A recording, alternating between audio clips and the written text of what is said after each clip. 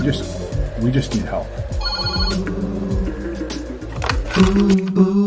Imagine if there wasn't an olive branch. Muslim Family Services at your command. The people who help people have to say, we need your donations, don't delay. We all have struggles from time to time, but leaders dedicated is what you find. Before another person sheds a tear, support Olive Branch, you don't have to fear. Olive Branch Muslim Family Services.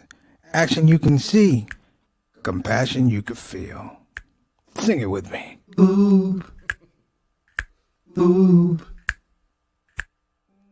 We just need help. Ooh. Imagine if there wasn't an olive branch. Muslim Family Services at your command. The people who help people have to say, we need your donations, don't delay. We all have. Assalamu alaikum rahmatullahi wa barakatuh, everybody. Welcome back to the SOS and Shout Out Show. I'm your host, Preacher Moss. On behalf of myself and Sister Satana Whitfield, we welcome you back for another, I want to say, gratifying and fulfilling show. Shout out to my dear brother, Mahmoud Abdul Rauf, who joined us last week. Congratulations on your documentary. I watched it. Stan was amazing. I do encourage everybody to go to Showtime anytime and watch that program. As well, I'm going to also emphasize that you should read the book In the Blink of an Eye, which was an amazing biography and picture into Mahmoud Abdul Rauf's life. Listen, we have a couple things that are going on. Number one, I'm sure you're aware the last couple of days, tragedy befell Turkey. The areas that were affected by this hurricane, about this earthquake, it registered on the Richter scale and the 7 points, utter devastation. Now, I know there are a lot of relief efforts out there. There's going to be a lot of stuff about donate, and I understand that. But we also need to look on a larger scope of what these people are going to need down the road. So what we need to also do is start to pull together positions and understanding about education, mental health, housing, things like that, because immediate money is going to come through, but it's not going to get there right away. Okay. So I'm going to say choose your relief organization wisely, but also in the meantime, and it's just make sure that you're making dua for our brothers and sisters in Turkey. A lot of people are not understanding that a large majority of the people who are affected were actually Syrian refugees. We're talking almost 7 million who are now unhoused and in very desperate situations due to the fact that it's winter over there. So let's make sure our duas are high for those people. All right. A bit of sad news. One of our pioneers, Sister Zarina Shakir, my big sis, I always call her big sis. She was a pioneer in journalism. She did amazing things for the Muslim community. She did amazing things for the overall community. I ran into her when I was a young Muslim at Masjid Muhammad on New Jersey Avenue, and she was a journalist. And what we loved about her as a journalist was just this overall idea that she was working at Howard University Radio, WPFW, and she made so much time for me to understand that. Myself being a broadcast journalism major, being able to talk to a Muslim who was in that space, not only in space, but evolving in the space. So duas out to my dear sister Zarina Shakir. We love you. We miss you. Your little brother misses you. I'm sure everybody does, but I'm going to say your little brother misses you. And it's just not going to be the same knowing that you're not out there someplace at an Allah Made Me Funny show, at a culture night or something like that. It's just not going to be the same. So much love to Sister Zarina. Let me tell you about the show today. Our guest today is getting his computer set up. I met this young man several years ago, and he gave me a video. And he said, here's my video. And he was asking about Allah Made Me Funny. Two things you need to know about this. I really liked him for Allah Made Me Funny. The only thing that was problematic was that we were having a lot of internal strife. A lot of things, and I don't like bringing people into messy situations. But I watched the video, and I had these really, really weird revisiting and sightings that the way he talked and his mannerisms and the surety of how he talked, it reminded me of one of my comedy hit heroes, Nipsey Russell. So he was Nipsey Russell without the rhyme, but it was funny to watch Ali Siddiq actually talk about things in a way it's life affirming. Let me tell you, life affirming that you have three people in a room, all three people think they're right about something, and to go through everybody's position and to say, I'm not saying you're wrong, I'm just saying I'm right, and put it out there in a comedic form is something I really enjoy. The narrative power of people who do storytelling in comedy is legendary. We have tons of people who have done it. Very few people have done it well. I watched something, and I'm going to encourage everyone to watch it it's on YouTube. It's called The Domino Effect. And the domino effect takes a portion of his life when he was younger. And this is before Islam. I'm assuming it's before Islam, but it's younger. And he takes us on this whole journey of process. If you look at the title, it says today's show, it says the comedy alchemy of comedian Ali Siddiq. Alchemy is the mysterious or the magical ability to take people through a transformation. So when you're looking at how something looks, it's a beginning, a middle, and the end. But the journey gets better and better and better. And then, and I'm going to say this about Ali. There are very few men in the comedy business who are actually jazz men. I've watched his act numerous times. We talk. We're friends. He's my brother in Islam. He's my friend. He's like a little brother. But he's a jazz man. I say that with the utmost respect. I think it's only myself, him, and maybe, and I say Alonzo Bolden, but he is that guy. So without further ado, I'm happy to introduce the comedy alchemy of comedian Ali Siddiq. Assalamu alaikum warahmatullahi wabarakatuh. Ali, can we hear you? I can't hear you. Oh, okay. All right. Go down. All right. Hold on a minute. I can't hear you. Okay, that's all right. Give us a minute. That's all right. We're going to go right to our open. We'll be right back. We'll be right back with Ali Siddiq, everybody.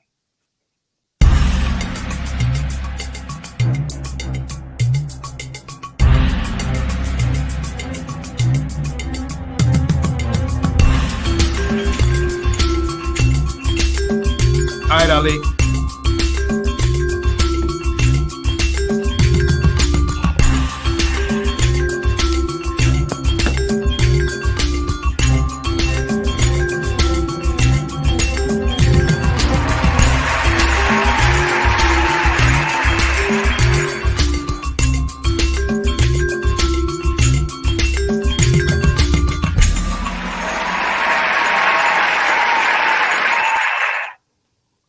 Ali, we're getting our sound straight. Let's give a shout out for our people in the shout out crew, the shout out show family. Sister Ree, she says, hello, family. Assalamu alaikum warahmatullahi wabarakatuh. Sister Ree, we appreciate you. She says to Ali, hello and welcome. Sister Sakina Mujahid out of Charlotte, North Carolina. Wa alaikum assalam warahmatullahi wabarakatuh. My brother Altaf Rashid, all the way from Toronto. Wa alaikum assalam warahmatullahi wabarakatuh. Nice to see you again, beloved. Sister Eric, brother Eric. Wa alaikum assalam warahmatullahi wabarakatuh. My main man, JT, my little brother. Wa alaikum assalam warahmatullahi wabarakatuh. Bilal, Salahuddin, big brother, how are you? And peace to you and the queen, Sister Sonia, man. Thank you so much for joining us. All right. I think we got the sound together. Let's bring him in, Satana. All right. Ali, can you hear me?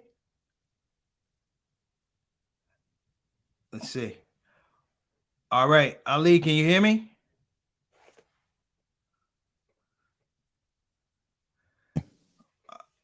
I hear you now. It was muted. I could hear you, then I couldn't hear you. Okay, I can hear you now. We're good. Let me start out correctly. Assalamu alaikum warahmatullahi wabarakatuh. Uh-oh. Let's see, I hear you. Okay, we're gonna work it out, everybody. These things happen in television, so why should we be special? So one of the things we're going to talk about in this show is really Ali's comedic process. I'm going to let you hear a little bit of his background. It's very interesting background. Okay. Okay. Satana, can we bring him in? There we go. There we go. There we Let me go. start off. Assalamu alaikum wa rahmatullahi wa barakatuh. Wa alaikum assalam wa rahmatullahi wa barakatuh. Hey, first and foremost, man, all praise to Allah. Thank you so much for making time to be on the show, man. You know, we enjoy you. I don't know if you heard the intro. No, I didn't hear anything. I couldn't hear anything. What I said. That's cool. And let me repeat. And brother Elijah Salahuddin, wa alaikum assalam wa rahmatullahi wa barakatuh. I said that when I first met you, you gave me a DVD. And I watched the DVD, and I really, really wanted you to be on All It Made Me Funny. Like, I enjoyed what I saw. Like, you can see a building block or something. Like when somebody lays a foundation, you go, oh, that's going to be a beautiful house. And I said to the audience, the sad part was we were dealing with a lot of internal stuff with All It Made Me Funny. So it didn't happen the way I wanted it to happen. But I said what I enjoyed was watching you do comedic process, one for yourself, but understand the comedic process for other people. Like the magic, and I talked about alchemy, which is the magical transformation of something. I watch you work an audience, and while you're working the stage, there's a transformation that goes on. And it's not long form comedy at all.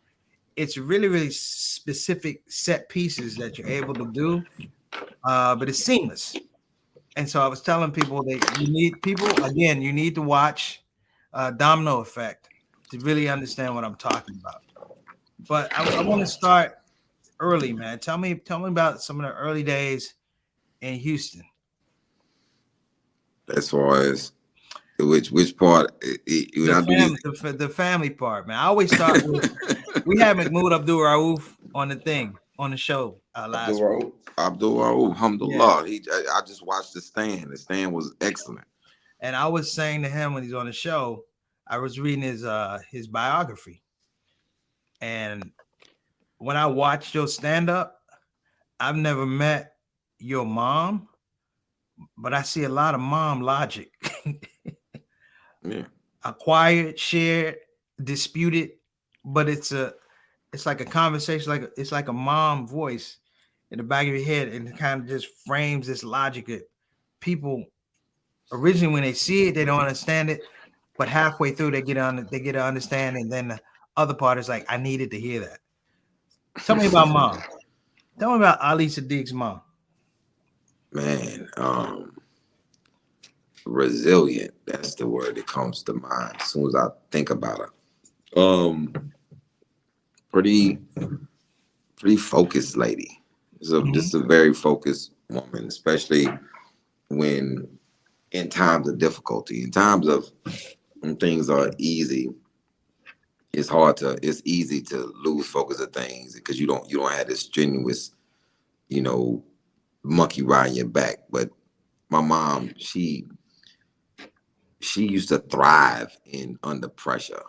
You know what I'm saying? So why always watching her be under pressure was, what I've always seen her as, under pressure. Now my mom is real relaxed because she well to do.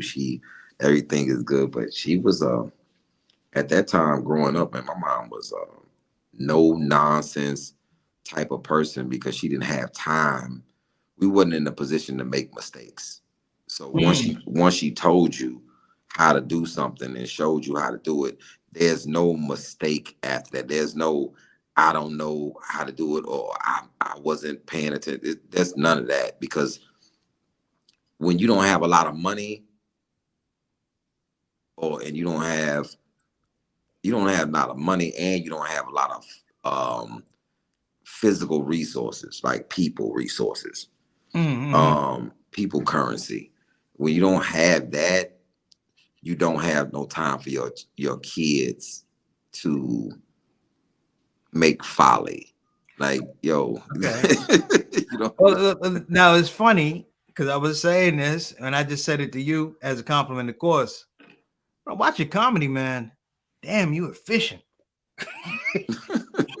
you you are efficient. Like if somebody said write a 10,000 word essay on whatever, you're like, I'm not gonna waste my commas right here. I'm not, like you probably been around jazz musicians, dude that plays a solo too long, and everybody's like, what you doing?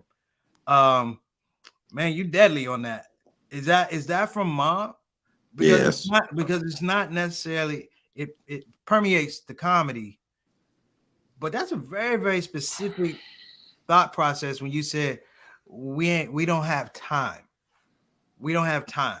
Like when you do stand-up, it's all your time. Like the audience is like, I see you there, but I'm not going to waste movements. The efficiency of how you develop the comedy and deliver it, I'm sure it's two different things, but in the end, it's jazz. You use silence, you use syncopation, you use tone. You know, we see colors. You move with a specificity with the jokes. You know, when you sit in the chair, I was telling a young comedian, I was like, you're never going to see a guy sit in a chair. I said, that's blocking. He knows he's going to deliver the joke when he's sitting down. One of my good friends is Sakiah Sanford, good brother, and he loves your bit about when you're 40. And he asked me about the bit. I'm like, at this age, Ali, I watch comedy. Like I would watch a jazz musician. I watch comedy, and I'm like, the funny part is 40 people who are 40 are going to listen to see if they actually qualify to listen to the joke. Not 41, not 39. when you're 40 and when you're over 40, which is the difference of this thing costs $9 and it costs $8.99. Yeah, man, with me is really weird that it's weird for me to listen to other people break it down. In my mind, it sounds more complicated when you say it than when I do it. Even though even though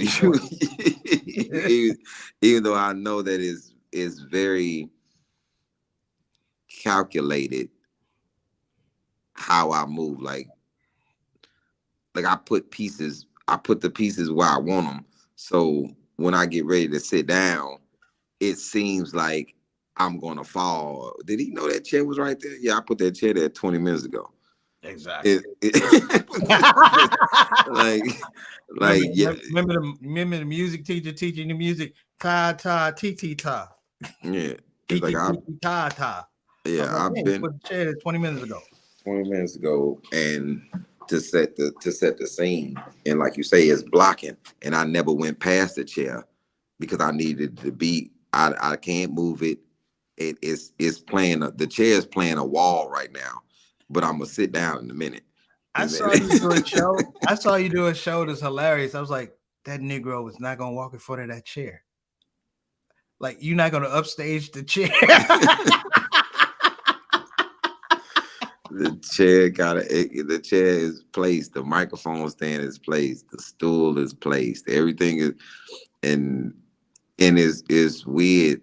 I can go back and watch something and watch me shuffle all the pieces around, and then shuffle them back, and then move them all on this side of the stage, and then the microphone stand has been a child. It's been my son. It's been the corner. It's been just that one separation of that little piece of mic has gave me to look around the wall, and like and it's funny when people can watch it and say, "Oh, he's setting this chair and this stool up that close for something." I don't know what it's weird when people just stop watching or listening to what I'm saying. They're looking like, well, yo, why are you moving that over there? What is he about to do? Well, that's anticipation. That I think they trying to find some people are trying to read the setup to it's kind of like you ever rap the song and this is your first time ever hearing this song and you trying to guess what he about to say the next word. People try to figure out what story or what am I about to do from the setup. They're like, oh, this may look like, no, that's not Mexican God on Boots. No, but what's funny is people watch your comedy and they hope they guess wrong because it's a bigger payoff. Like, that's weird. Like people, it's like I thought he was gonna say that. Oh, he said that. You know, when you watch certain comedians, you talk about jazz dudes. Jazz dudes will watch a musician go on a riff, and they'll be like, "I don't know, he gonna get back from that." And then right back to the. That's right. Stick the landing. And sometimes it's like, man, I don't know how Ali's gonna stick the landing on this one.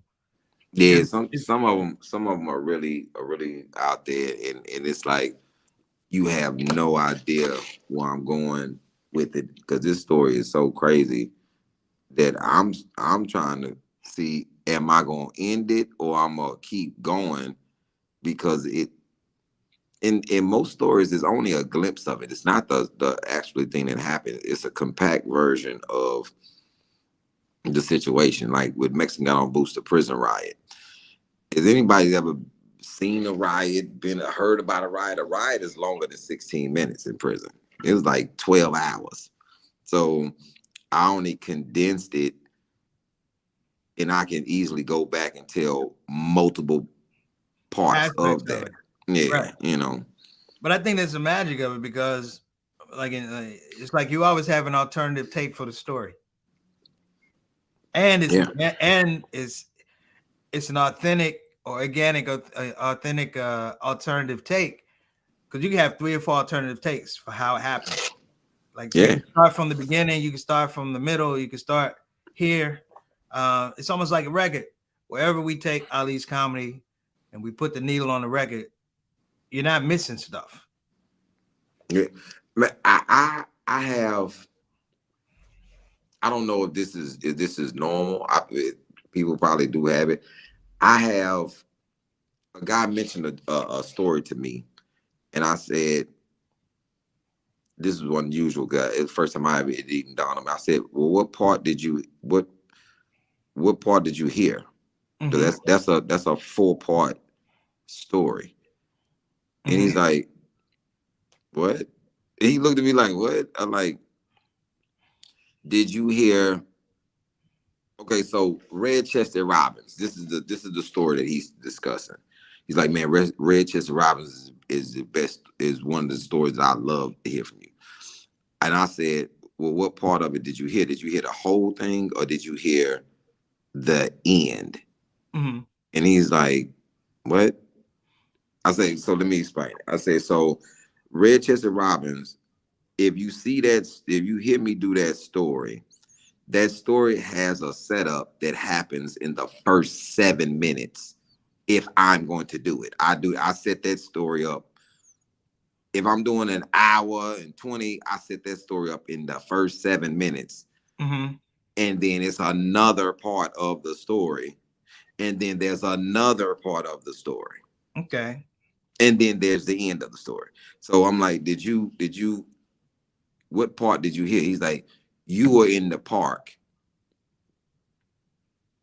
I said, you don't know how I got to the park, though. He's like, no. But that's my point. You know,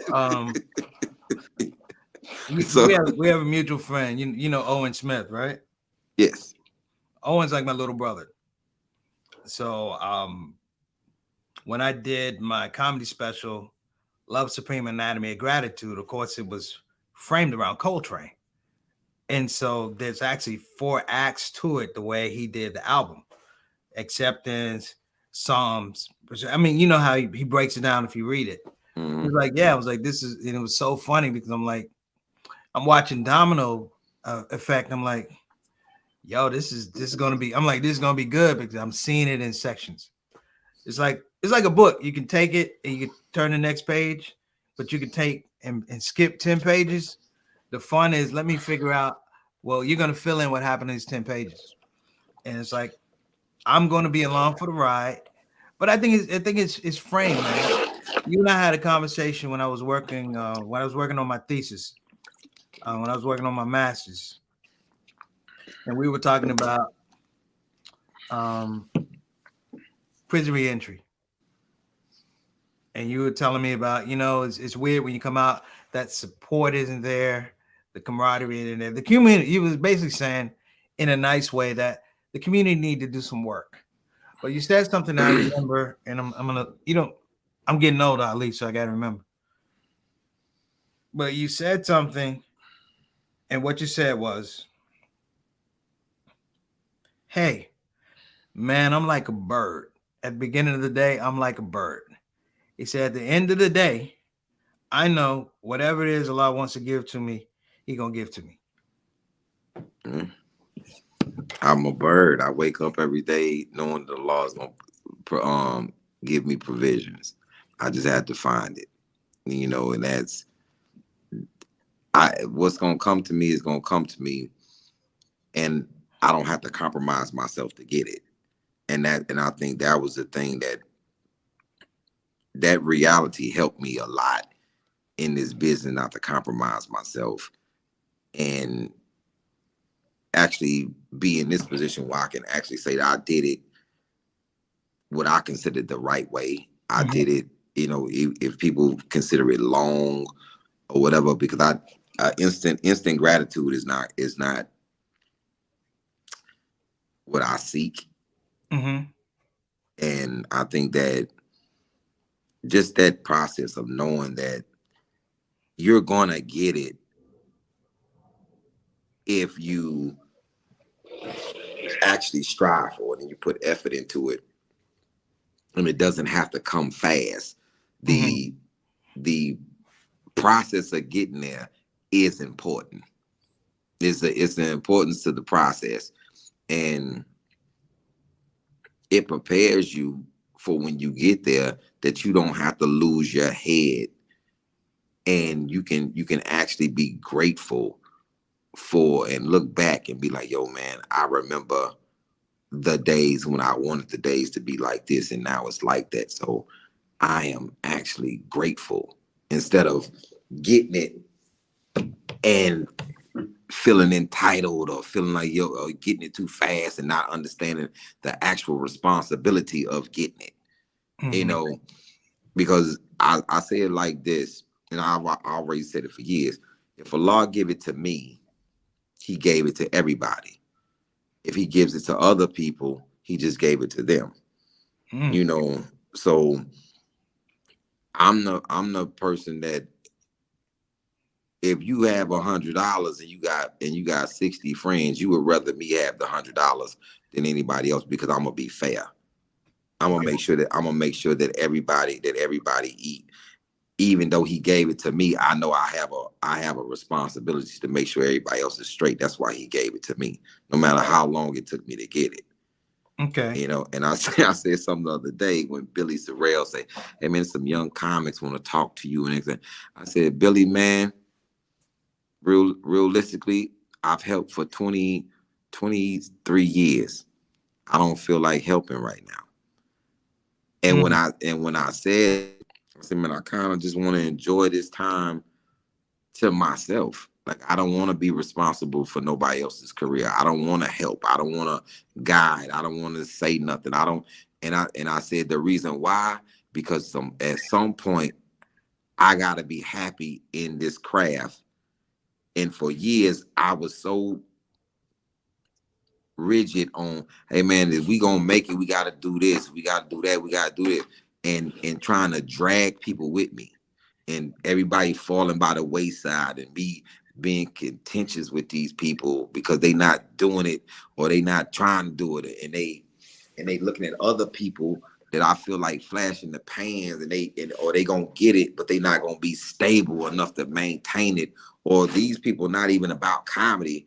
And I spent a lot of years being frustrated about how to get everybody there at one time.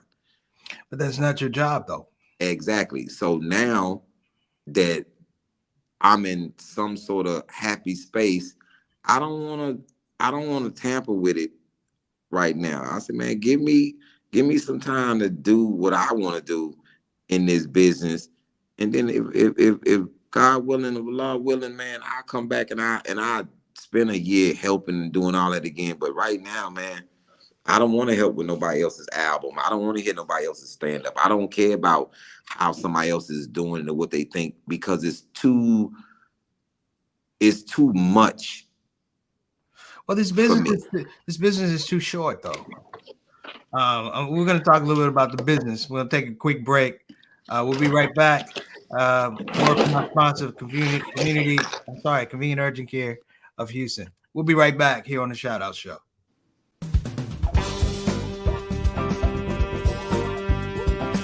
Hey, babies. Welcome to Radio WCUC, Convenient Urgent Care, home of the smart patient. This is DJ What It Do. You know what time it is. It's the top of the hour, and the request lines are open. You know what you want to hear. I know what you want to hear. Operators are waiting. I just got to hear Don't Get the COVID. Don't get the COVID. Put your mask back on. The Delta COVID, more contagious than before. Don't get the COVID. Go on and get the vaccine. You know that it can keep you safe, and your people living up in your space. Don't get the COVID. You need to wash your hands. The Delta COVID is more deadly than before. Don't get the COVID. Go on and get your vaccine. You know that it can keep you from dying. Don't leave your family all alone and crying. Don't get the COVID. We invite you to join our fight against COVID and against misinformation. It's time to listen to the doctors and trust the science. When I think of people dying that don't have to die, it makes me sad. Now is the time to be sober. Together we can make this thing over. Let's fight the COVID. Convenient urgent care, home of the smart patient. All right, we're back.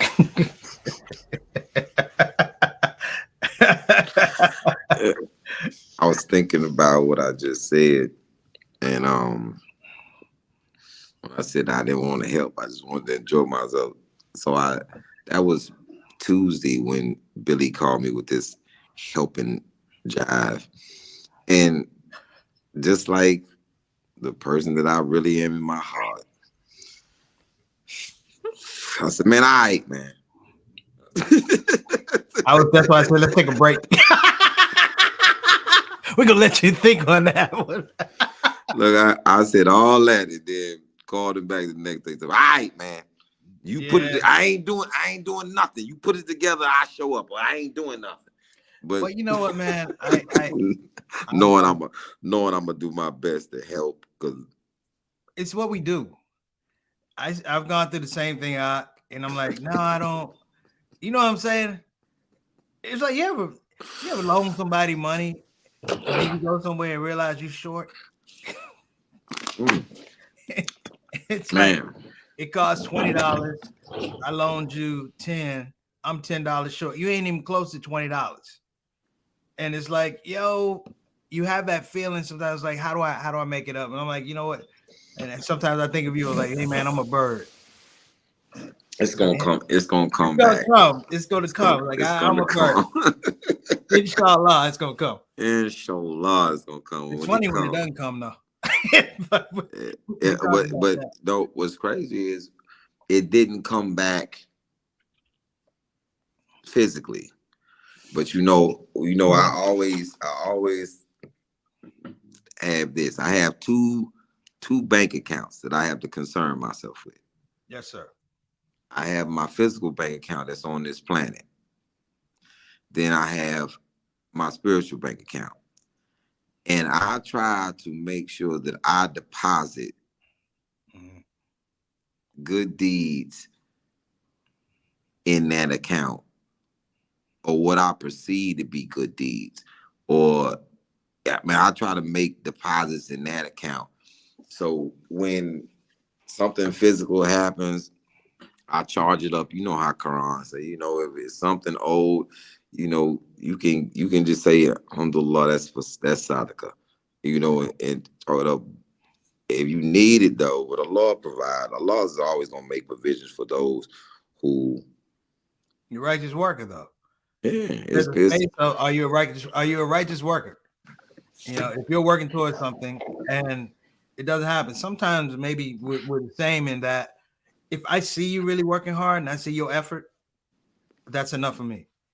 That means that if I engage it, I know that you're going to bring a certain amount of energy, a certain amount of attitude, a certain amount of just fervor about your career or whatever that project is. You know, I've seen some schools that they were on the bricks. You know, you come and it's nothing but flat land. We're raising money, and you'll hear something in the voice. There's a tone that registers with you. I'm like, I believe they're going to build this school, and you'll come back and the school is built 2 years, 3 years later. I'm like, alhamdulillah, alhamdulillah, alhamdulillah, man. But let me switch gears because I want to talk to you about the business. So those who are watching, we are what's known as comedy veterans. We've been in this business a long time, and I do have my druthers sometimes about how the business is. And I'm going to break this down for you. Basically, I had a conversation on Sunday with a pretty well-known Hollywood manager. Not working together. I'm working on a project, so I consulted him about a project. Not like sign me or anything like that. And of course, you know, years ago, I told him about the Muslim comedy market, blah, blah, blah, blah, blah. So we get on the call. First thing he's talking about is You People. The movie on Netflix with Eddie Murphy, Nia Long. And he's like, he's a Jewish agent. He's like, me and my kids, we just loved it. I'm like, what's the funniest part? You know, the crazy part was like, you know, they could use the N-word and we can't. And I'm like, I didn't know that was funny. But, you know, suit yourself. But I was beginning to tell him the difference about what we do as believers and comedians. I said, there is a balance. And I was like, you know, I never necessarily, it's not like fitting into Hollywood, but it becomes boring. Like it's boring because it's the same thing. It's very template-ish, cookie cutter. And I tried to explain to him, I said, the problem with comedians and artists, like Domino Effect is comedy, but it's art. For those, I'm telling people, go see Domino Effect and know what I'm talking about. You know, because in the business, there's two types of comics. There's a hierarchical, whereby I'm in comedy, I'm just trying to get to this comedian, to get to this comedian, and you know what I mean? It's like I have to move up. And then there's the artists who are that do it like you did, ironically, that build territory. Like you've built territory over an expanse of time, and it's formidable to the point that when you were doing your comedy specials, you didn't shoot them in LA, you didn't shoot them in New York, you were shooting them, you shoot them in Houston. with LA people, with New York people, with New York people, exactly. New York and LA people come to the. Hey, I'm like Hakeem Olajuwon, man. You want to get your footwork together? Come down to the ranch, man. Hakeem ain't going to see you. I ain't coming to see you, man. I'm here. It's like Kobe came, Dwight came, you come. Yeah, man. Speak to that power, though, bro. And let me tie it in with this. Speak to that power, but tie it in with the fact that resiliency is something you got from your mom. Yeah, it's the thing. My mom, just like you said, man, my mom had a problem when you tell her she can't do something. Like the can't thing is a problem with us. Like it because it comes from my mom, it comes from my grandmother. You tell somebody in my family on my mother's side that they can't do something, you just bought a ticket because it is a thing. My mother, man, it is nothing. It is nothing short of amazing how resilient this little 4'11" woman is. She just and she instilled it in me and my sisters, like, yo, man, you can do anything if you actually want to. If you want to do it, you can do it. And just watching her. So with the business, when somebody told me in the beginning, it's like when the CEO told me, hey, man, you'll be back. And another CEO said, but man, you must don't know him. You ain't been watching him the whole time he been here. Because I'm like, this man is losing his mind. Like, and then when I'm in Houston, you gotta leave Houston in order to make it. For what? Oh, they ain't gonna never love you unless you leave and come back. That sounds crazy. A prophet is not welcome in his own home. That sounds stupid. Like all these things are crazy town things that don't even make sense when you think about it. Why? What?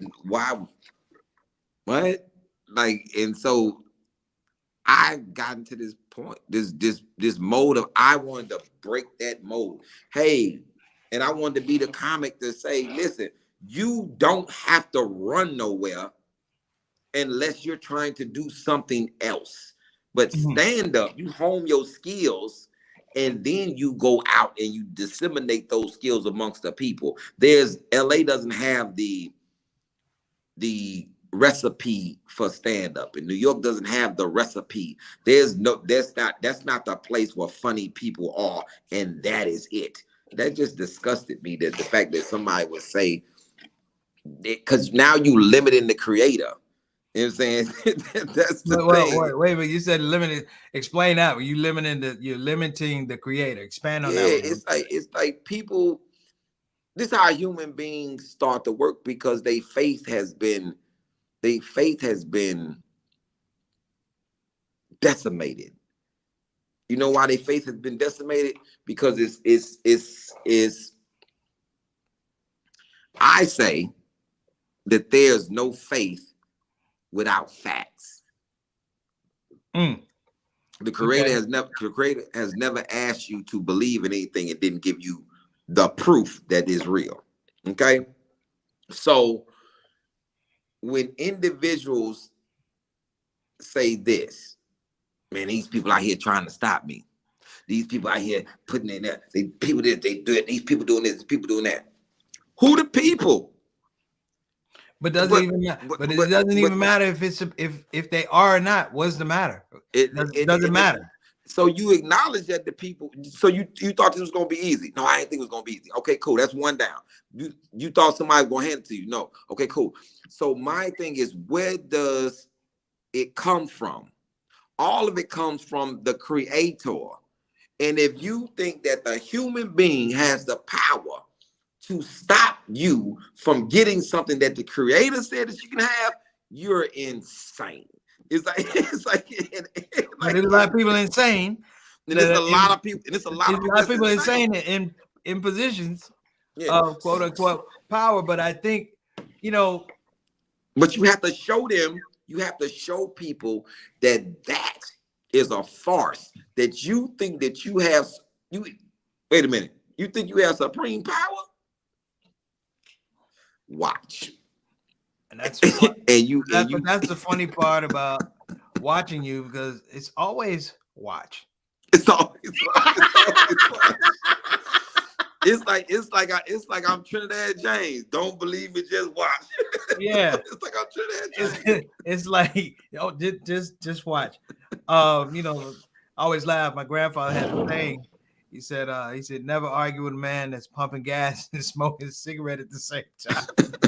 Because it's not going to end well, And then I think the thing also too, man, is I've seen you over the years. I've watched your stand up, man. I'm very proud of you. I open declaration. Very proud of you, man. Jazakallah here. Man, how important is it that your children see you being successful? I saw you on a live one time with your son, and how important is that your children see that you're successful? Let me preface this. Oh no, I One, got it. one as a black man, two as an entrepreneur, three, and this is a business where we don't own the industry. And you've developed something that's very unique and organic for him to watch that. 1 year, 2 years, 3 years, 4 years. Now he's at a space who's like, my daddy's a comedian. He understands the idea of comedian outside of people just laugh. My daddy does something to make sure that people are listening to him. You know, it's almost like a classroom sometimes when we're watching you doing stand-up. And I've said it to a few comedians, Owen Smith, the LA Hardy. I've said it to Chappelle. My mentor is Dick Gregory. So I remember asking him about telling Joseph Malcolm X, because he was a funny man for King and Malcolm X. And he was like, "What do you mean telling jokes?" He said, "They told me jokes." Yeah. And so the funny part is you bring a bit of an environment for that people feel like they can be creative, which is funny. Because when you're on stage, you're talking about 2, 3, 4 people in a setup. It's like, and this dude did this and this dude did that. And it's funny because everybody has a right until they wrong. and you pique the interest because everybody's like, well, who's right? Who's wrong? And in comedy, it's so interesting to not have just one point of view. Like you're a band, you're playing several instruments. You're like, and sometimes and a lot of times in these stories I don't win. I win all the time because everything is a learning thing. It's a learning curve for me. In this business, how important it is for my son to see success, he saw it before. What I instilled in him what success was, being able to do what my father did. My father never punched somebody's clock. He just did it. He worked for himself. He owned his own business. right. He did his own thing. So, and I got me having an opportunity to take my son places and show the success came from when my son saw all of my friends. So like he's seen you, he's seen Nap, he's seen Doc, he's seen Keelan, he's seen Marcus, he's seen G, he's seen Dre, he's seen all these African-American men, Anthony, that own their own businesses from the jump. That's all he's ever seen. So it was a success in having him view that and seeing that, hey man, he doesn't see if you're not at work. He doesn't judge you. Like, that man may own his own thing. Because most of the people who I know, they own their own schedule. My daddy friends can go to lunch when they want to because they own it. But now I'm watching people have an admiration for my father for something that my son says that's not the most important thing to him. The most important. Yeah. So tell us, because we talked about mom. We always talk about our mom. Tell me a little bit about your dad, though. Yeah, that's the machine behind. You don't have to work for nobody. He's the engine behind that, dude. When somebody tell you at 6 years old, hey man, the same energy you put in for somebody else, you can put that energy in for yourself and make your own hours. And going to work with my dad was the seed that I knew I was going to do my own thing because I liked how it looked. I liked how it felt. I liked the fact that he could bring me to work and nobody could tell him he couldn't.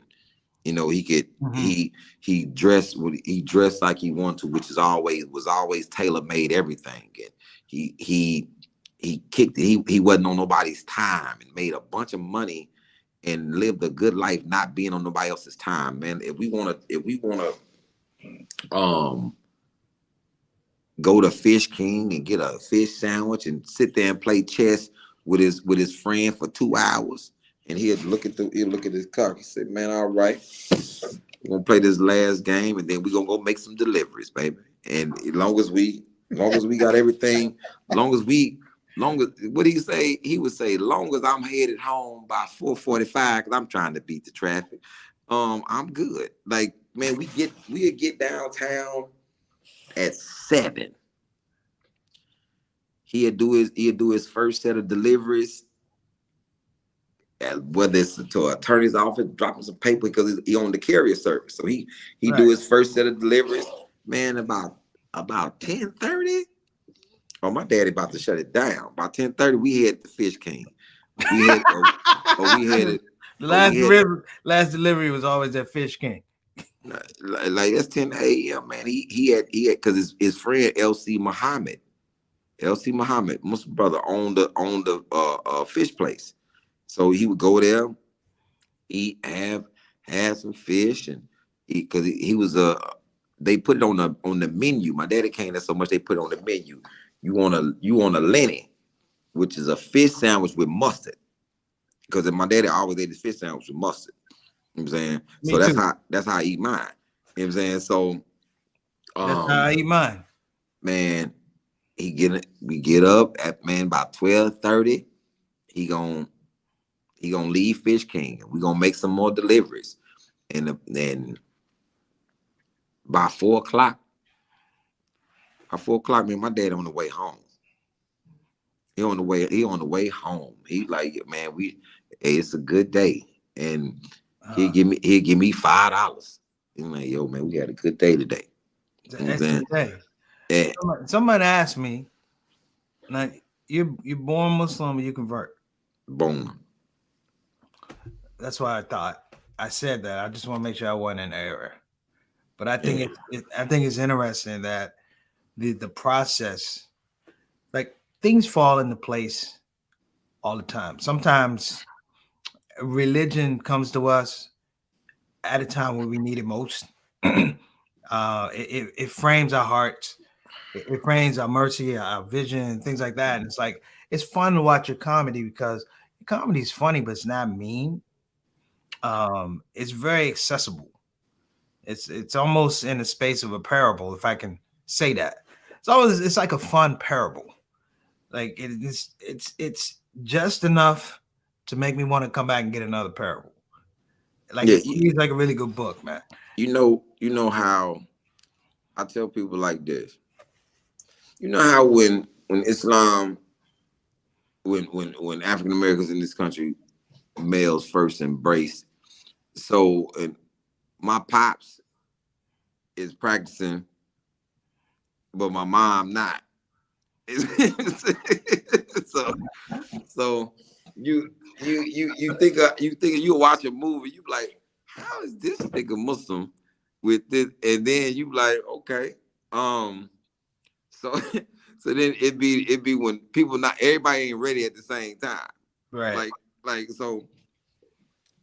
Alhamdulillah, I gave my mom, the imam, and some brothers and myself gave my mom shahada outside the masjid al-Muhammad. Alhamdulillah, alhamdulillah, alhamdulillah. You know what I'm saying? But my dad, I did my dad janazah. You know what I'm saying? So, and he was the, hey man, this is this. Your mama like, yo, this is this. And yo, I ain't celebrating no Christmas in this house. It was this is before I was even born. My mother like, I gotta at least get him one present. like, how does this even work? My daddy said, no, he man. and you like, so when they separate, you believe one thing, and your mom is not pushing no type of religion because she's surviving. I think that's I think that's a really, really important point, man. Yeah, she ain't sometimes not pushing no religion. She's surviving, man. I ain't got time to pray. I'm just trying to make it. Look, I ain't got. I'm just trying to make it. I remember I had to pray with this dude. He's like, man, let's pray. And I was like, hey man, what's your house? He said, man, he said, I only know one surah. He said, I'm gonna have to say it twice. I said, go ahead.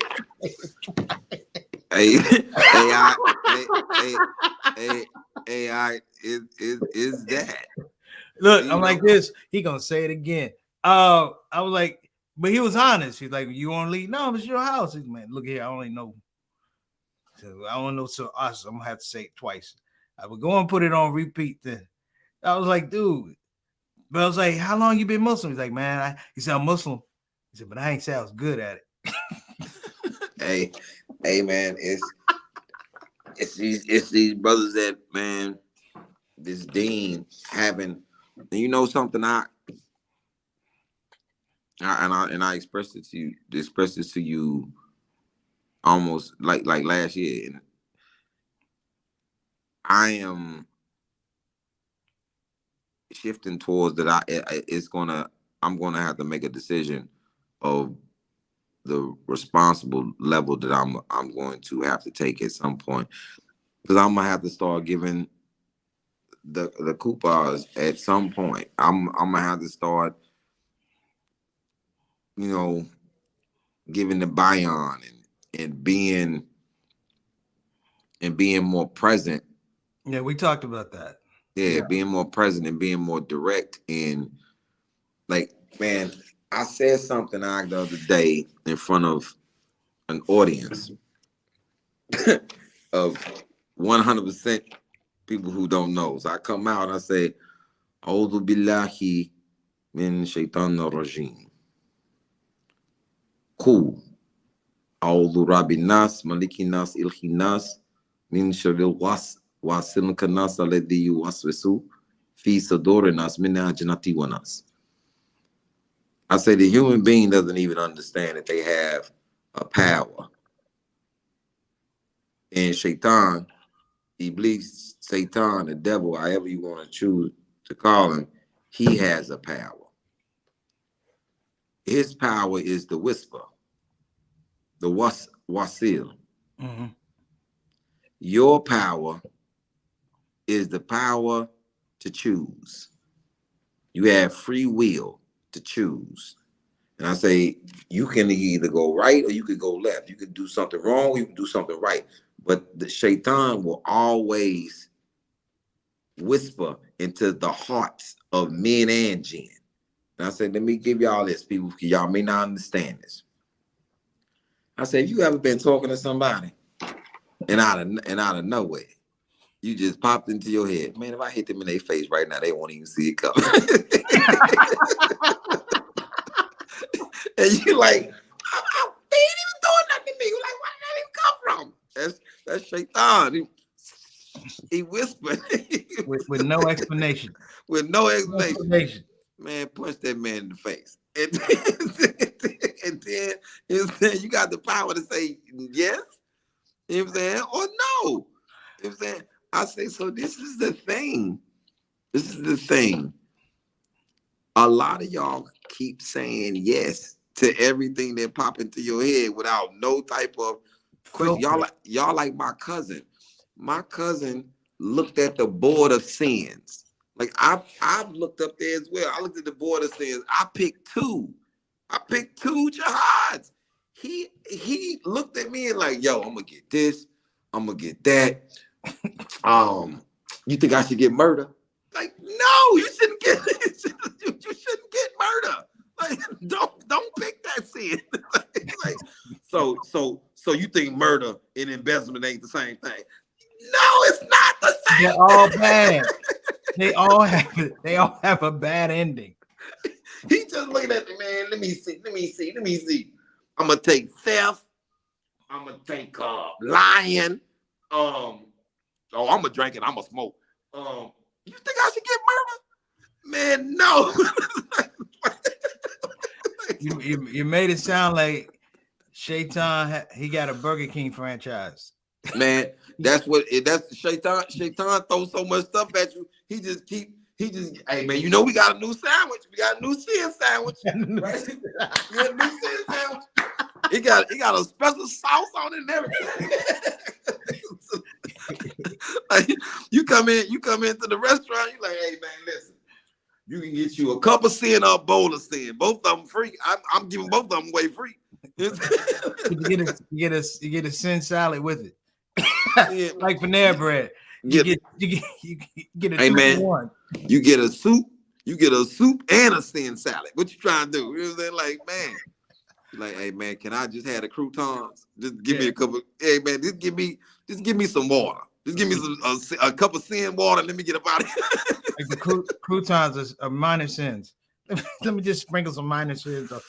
Yeah. I'm to my cousin go. He is on the major sin board. He is not on the value meal. He's on the major sin board. Like, hey man, listen. Let me get attitude. See, attitude, he don't want no attitude. This is major sin. Let me get a little bit of being ungrateful. Let me put that on there, a little bit of ungrateful. A little bit of no acknowledgement. Them all minor sins. It'll be like this. What about we got forgiveness? Ooh.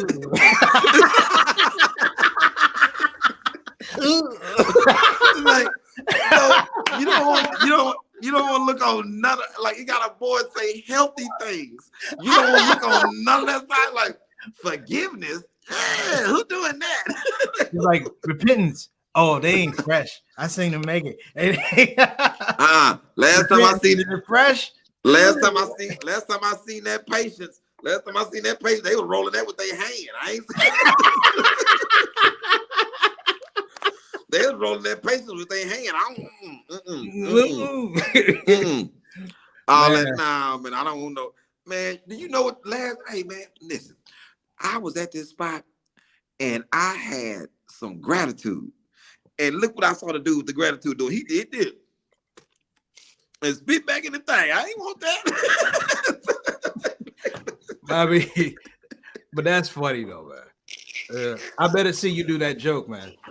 Yeah, I better see you do that joke. He's like, ew. Look, if you don't do it, I'm just gonna walk up to somebody, punch him in the face, and blame it on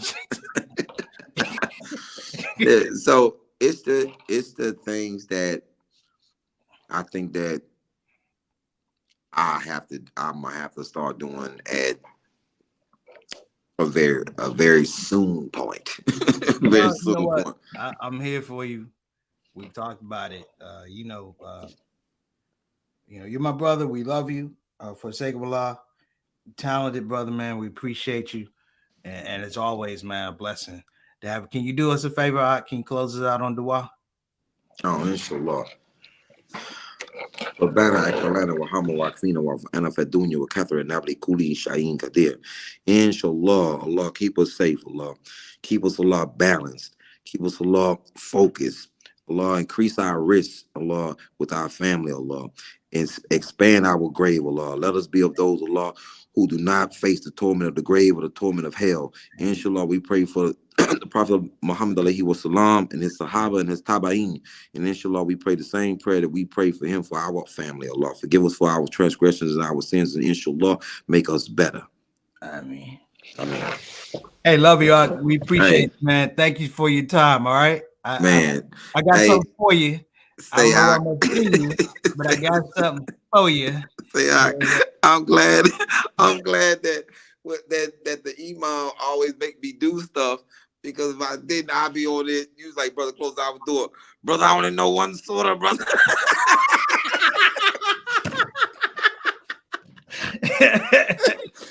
I don't know. Abdul Malik be so irritated. You brothers have been Muslim for years, and you cannot give a 20-minute talk about the greatness of Allah. They be like, no. Hey, when it's time to call Adhan, this is what brothers be doing. Brothers finish talking, and the brothers got to call Adhan. Everybody be, yeah. No, brother, don't call me, bro. Everybody lost their keys. It's like, hey, man, let me go make wudu real quick, cause But I seen it, man. I seen it. I've done it. I'm like, and I don't feel like all of them, because they always criticizing me. You know, he always trying to find it's always a small, but it's not small. And I understand. We lost him. On it. Oh, there you go. Yeah, brothers be in such haste. If I don't call you back, that means I'm in the middle of doing something, brother. I've never shunned you. So brothers keep calling me. Inshallah, bro, I'm finna get out of here. Go back to work for a second. Hey, brother, man. Jazakallah. We love you. I'll be in touch with you. All right. Inshallah. Jazakallah here. Assalamu alaikum Wa warahmatullahi alaikum wabarakatuh. Wa alaikum assalam wa rahmatullahi wa barakatuh. All right, everybody. We want to thank our guest, Ali Siddiq, for spending the time with us. We want to make a special announcement, a wonderful announcement. Our guest next week will be the village auntie, Sister Angelica Lindsay Ali, better known as the village auntie. She is a certified sex education specialist, educator, counselor. She is doing so many things, so many wonderful things, especially in the empowerment of women, our Muslim women. You don't want to miss this show. I almost want to say next week we're going to have a lot of sisters on this show, inshallah, because she brings the noise. So listen, you guys have been tremendous.